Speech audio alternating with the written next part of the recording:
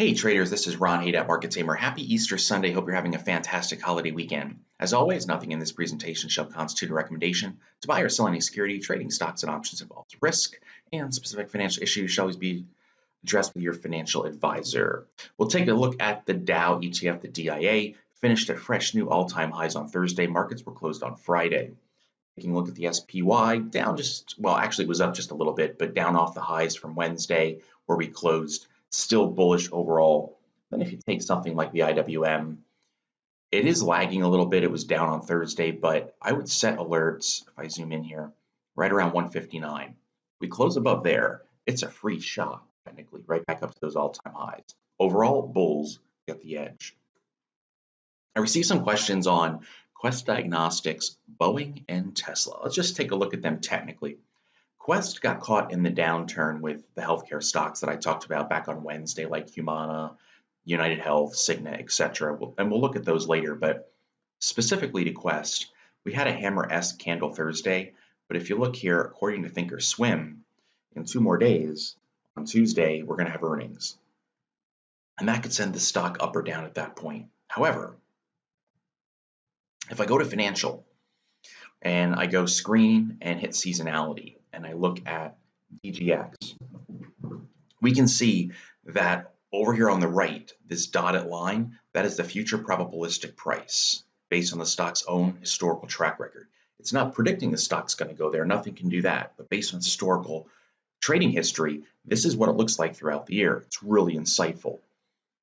And moving my little pink line here, you can see that we're at 63, 68%. But then we start getting into June, 77. 81, 77, back up to 81%. So it does turn more seasonally bullish as we get further into late spring here. As of right now, though, going into earnings, it's just barely over 50-50. So if I was going to look to trade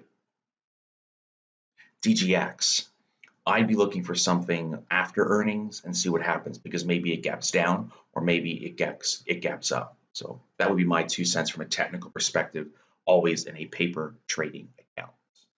Another question on Boeing. There is an earnings report, according to Thinkorswim, on 4/24, so in 3 more days, on Wednesday. Right now, anything can happen. And even if earnings wasn't sitting there, anything can happen. Up here, down here, who knows? Now, I read an article, reportedly issues with the 787 Dreamliner. Don't know.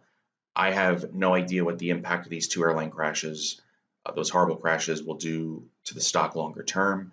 But if Boeing's going to have some fault here and folks are not going to buy the 737s, or they're going to be shelved, I mean, who knows? Again, who knows? So I would still want to continue to consider a protective put here if I had shares. I would not want to be walking into earnings and then not knowing how these other reports are going to play out either, and that may take weeks or months. Therefore, I might even consider something like a January 2020 long put, something to give me about 8 months, 9 months worth of time for this to hopefully resolve itself to a degree.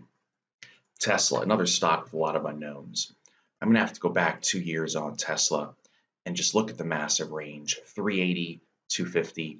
I did read an article reportedly saying that the shorts have been banned for Tesla, or no new shorts for right now until they get through their investor conference, assuming that's true. But either way, I mean, your guess is as good as mine. We're down here, we're up here. So if it remained in the range, in theory, the stop could be here, the target would be here. But with a fundamental event like an investor day coming, here's the earnings report in a couple more days, that's fundamental in nature. That could send us crashing, spiking, who knows. So for me, if I was trading Tesla, which I'm not, I'd wait for earnings, and I'd wait for the investor day and then see what happens, and then see if this range persists. But trading this could be hazardous to somebody's health, unless it's a small position or a hedged position, in my opinion. But technically, it is just stuck. I do get asked about IPOs, and I just want to briefly talk about it here. Sorry, what's a 1-year chart? But here is Lyft. It looks like it's bottomed here in the short term, around 56 bucks. Here's my take on them. I am not a big fan of looking to buy them on opening day unless I'm going to stick them in a portfolio hypothetically and hold them for a very, very, very long time, which is not something I typically do. Therefore, I'd be waiting for a discount. What does that even mean? There is no specific number. I would say minimum about 30% or a third of its value. If it starts getting down to half its value, then maybe it's getting a little more attractive, because when Lyft went public, the price was supposedly in the 60s, and then it jumped to the 80s, which was lunacy, and then it comes down. And the same thing happened to Facebook. I'm not comparing Lyft and Facebook as the same type of company with the same type of potential rise. No, I'm just saying from an IPO perspective, Facebook opened higher, then trended lower, and then eventually went on its epic run. Lyft is, in the 50s from 80, but remember it was going to come public at 60. So to me, it's still too high. I have not bought any Lyft. I'm watching it. Maybe I'll poke around with some using some options or something like that. But right now, it's still not cheap enough. And how about PINS? This, I'm going to do a 1-day chart. Here we go. PINS. Let's try that again. Here is a 1-day, and we'll do a 15-minute chart. Make it 5 minutes. There we go. Here it opened, went lower, and now it's chopping higher. Same thing here, just because it's a $20 stock versus an $80 stock with Lyft, same thing holds. 30%, 40, 50%, I start getting interested. Right now, not a chance. And if I take a look at ZM, which is Zoom, opened at 65, down to 61, back to 65 3 times, back at 62, same thing. When these guys start losing about a third of their value, I'll become more interested potentially.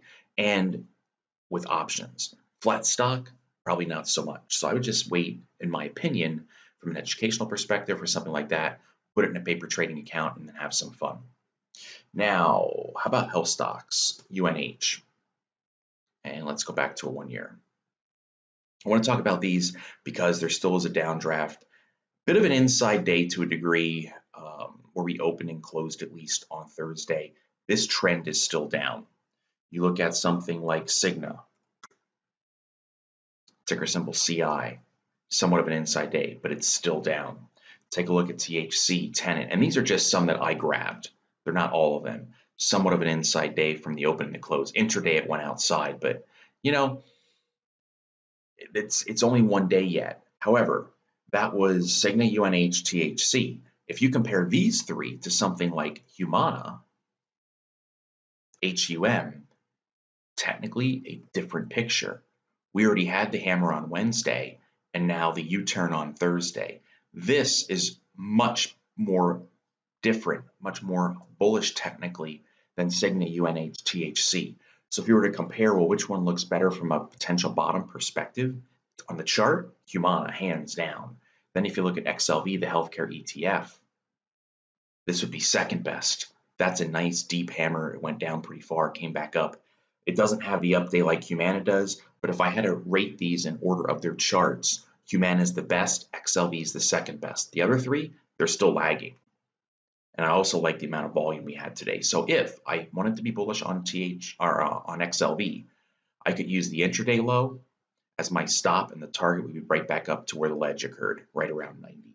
So it's maybe $1.50 down, maybe 4.5 up, reward to risk ratio. Have a great day, everybody. Bye-bye.